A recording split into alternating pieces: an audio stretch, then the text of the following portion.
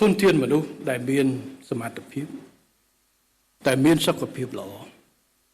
អាចធ្វើឲ្យប្រទេសយើងមានលទ្ធភាពប្រកួតប្រជែងជាមួយប្រទេសផ្សេងក្នុងបរិបទសកលភាវូបនីយកម្ម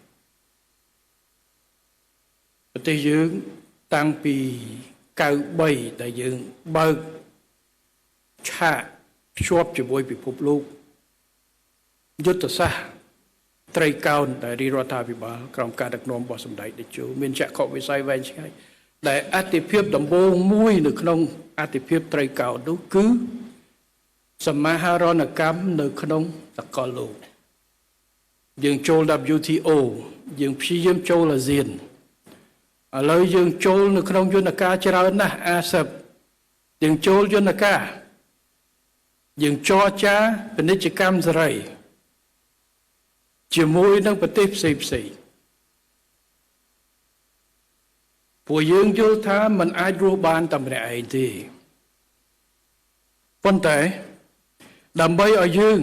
មានការចូលរួមនេះយើងត្រូវប្រឈមដែរ